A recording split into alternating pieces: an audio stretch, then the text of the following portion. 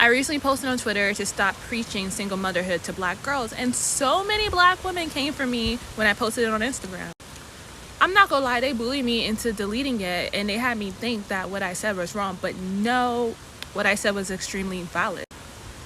Baby mother culture has our community in a chokehold. I said, I'm not having a baby unless it rings on my finger. And a lot of black women told me, oh, a ring doesn't mean anything. The fact that many of you think it's more of a commitment to be married than to have a child is crazy to me. We gotta get ourselves out of this chokehold. Like, black women to black women, let's talk. On top of that, how many black women are single mothers? It's usually the middle class, and how many of them are struggling. Being a single mother is not cute. And my mom was a single mother, and she had 4 babies. I was traumatized, okay? That wasn't fun. I remember those trips to the food stamp office, to the welfare office, to getting WIC and everything. I remember those trips, and trust me, I'm not gonna traumatize my child. If you were raised by a single mother who wasn't married, why would you want to repeat the cycle? That is a cycle of poverty. If you don't want to get married, that's fine. But unlike some of you, I want our girls to succeed. I'm not going to sit here and tell little black girls, oh, being a baby mother is a flex, because it is not. Our women are struggling, okay? We need to... Hello, everybody. Welcome back to the Talk Podcast. So, I need to say this one out loud. Women supporting women is a joke. It's one of the biggest lies that we have been pushing, but it is not true at all. It is only true when you support the narrative, when you support what certain groups of women think is the right thing to do. But the moment you call the bad behavior out, you call out the wrongdoings, the moment you want to step out from being in the same cycle of always keeping repeating the bad choices, other women will tear you down. They will abuse you, they will bully you, they will literally kick you out of the sisterhood. That's why I don't buy into that, because I know women supporting women is a pick and choose. It only works when it suits a certain group of women. The moment you start speaking out the truth, the moment you start talking about how can we be more accountable, how can we be more responsible, the moment you're trying to say, look, I think maybe we have been doing not the best and kind of doing wrong. Maybe we have some areas that we can upgrade and change and do better. They will kick you out of the sisterhood, because reality is, for a lot of women, we don't like to be accountable. We would rather pretend and keep lying instead of admitting, look, maybe I was wrong. Maybe that wasn't the smartest thing to do. Maybe I do need to upgrade and work on myself. So you guys have listened to the video clip, and this is something that I have also experienced. And it comes from women that I would have thought we were friends or we're like at good terms. But the moment you call out something and they take it personally, they will attack you for it. They will turn around all you said and trying to make you the bad guy. And I need to let people understand that people who genuinely care for the community and care for others are the ones who are brave and bold enough to call out the things even though they are uncomfortable. Someone who doesn't care for you is going to leave you in your misery, is going to let you and the community keep repeating the same bad choices. But people like me, I care. I care for women, and I don't even need to put it in black groups and white groups and Asian groups. No, I care for all women, and this is something that is affecting all women. Yes, the numbers are higher in the black community, but this is something you would see across the board. Women are choosing to purposely become single mothers, and it is devastating. It is bad for themselves. It put them it put them at disadvantage. It puts the children at disadvantage. It puts the whole community at disadvantage. So, what also happens a lot is that people don't listen with their ears and then process it with their brains. No, they're so quick to listen with their feelings. That's why you would see women, even those who are not single moms, taking statements like this as offensive, and especially children who were raised by single mothers, they would take it as offensive. It seems to them that you are talking down on the mothers who raised them, the only person they had in their life who supported them. And that is not the case at all. Nobody is talking down on them, because what these children don't see is all the hardship and the struggle the children the mothers had to go through, the fighting and fussing, the bills, the endless nights of not sleeping, the running up and down, the pretending to be strong and independent so you as a child can feel as comfortable as possible. And also what these children are lacking to see is that how they have internalized this behavior and this way of growing up, and it seems normal to them. All the struggles that came along with it is now something that they have been so used to, and it has turned to be normal. And what is happening a lot in the Black community is we are lacking great examples, because people have chosen to separate instead of to stick together and grow family structures and build a community, which is one of the biggest reasons why you see a lot of Black communities are in poverty or are, not being able to break through and grow in wealth.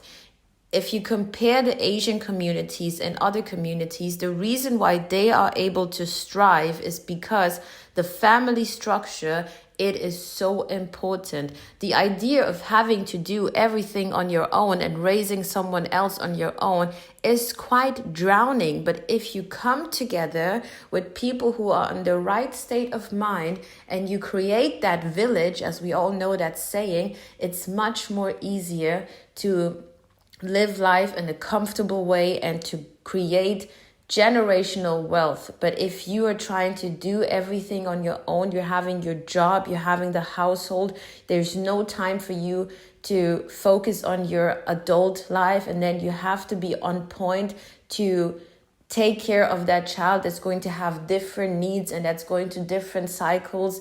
So it's quite a lot. But what these people don't understand is we are trying to tell them, look, don't purposely put yourself in that position. Yes, life happens, right?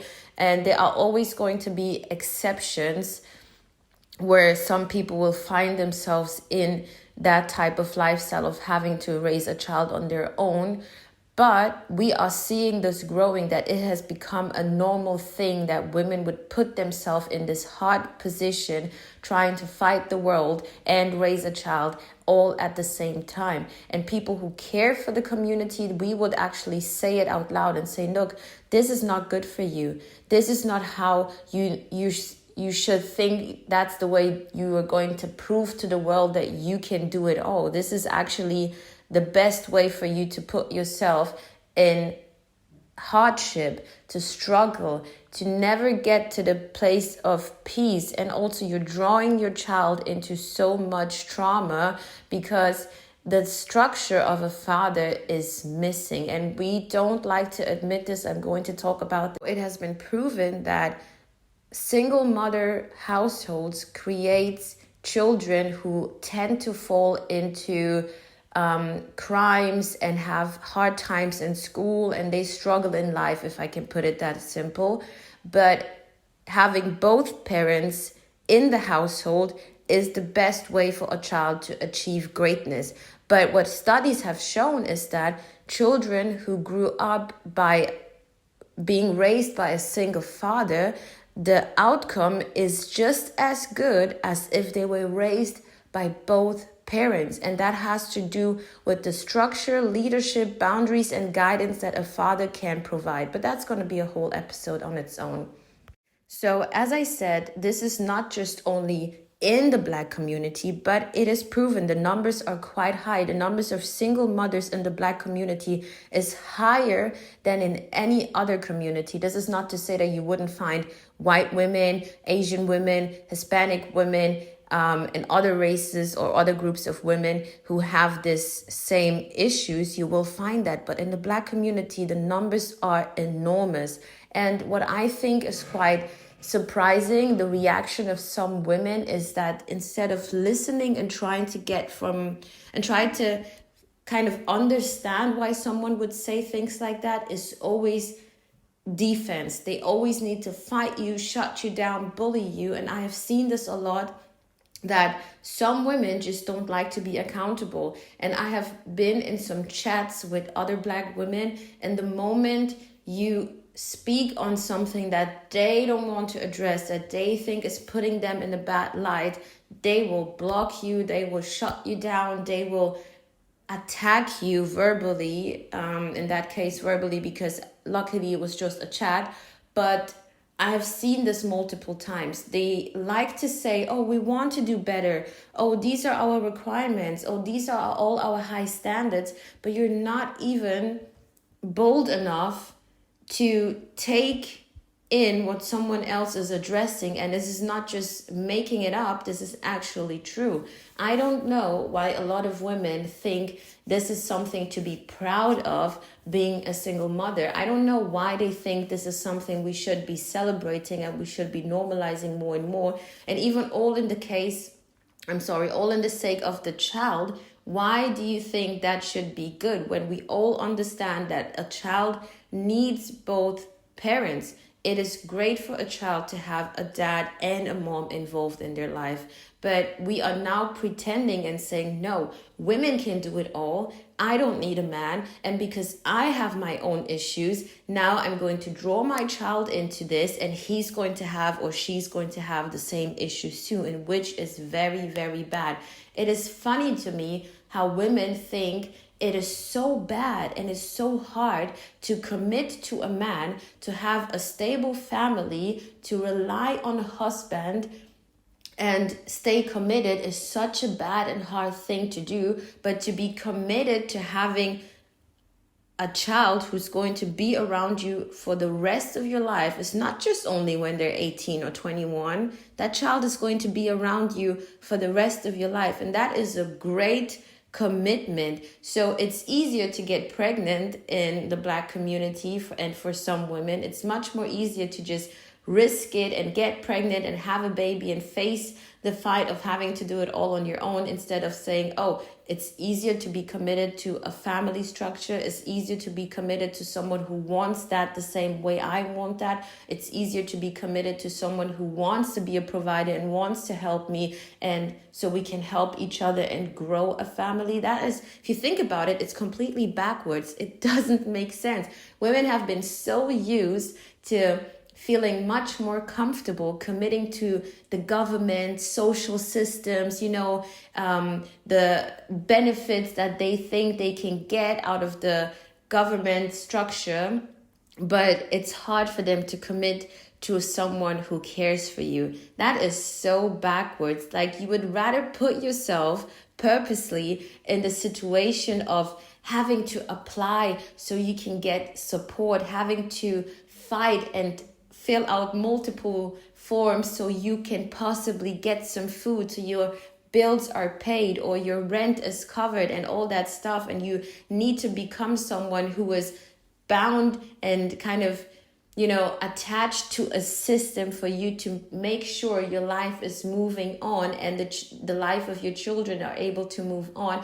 That is something you'd rather want to do, right?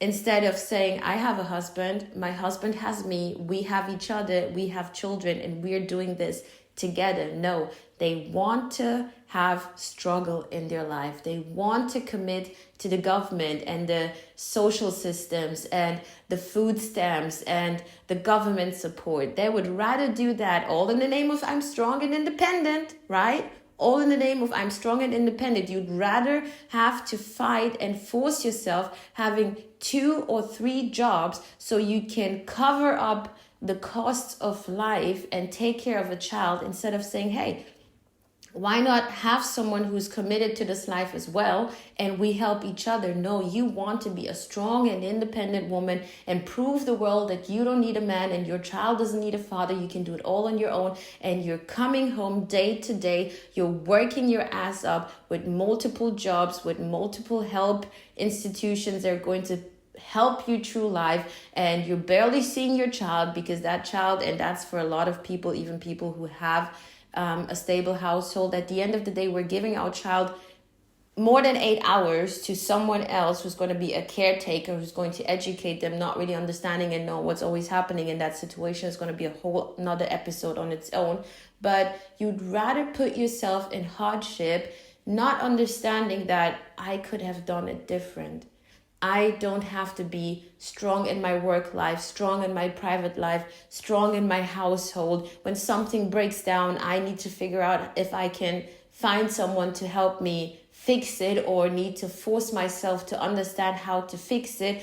Everything you're doing is just based on struggle, and you're influencing that child. That child is seeing you struggle, but over time, you both are going to get so used to it, and then the child is going to swallow the pill of believing my mom can do it all on her own. My mom is so strong and independent, not understanding, no, mom is crying at night. Mom is exhausted. Mom is tired. Mom does wish she had someone supporting her, but she's too proud to admit it.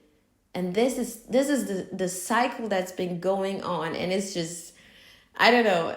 It's painful, it's devastating, and people who come from single households and who are honest to themselves and whose parents were honest to them, because there's some great mothers who are single mothers, but they will be honest to their children and they would say, look, I didn't make the best choices in my life, but I want better for you. There are some great moms who can admit their wrongdoings and they understand how tough it is, and they're not too proud to admit that they were wrong because they care and love their children. They will tell their children, especially their daughters, don't put yourself in this situation. Even though they have been through a tough relationship, they understand and know the value of a man, and they would sit their daughters down and say, look, my daughter, mommy has made this and this choices, and I want you to have it better.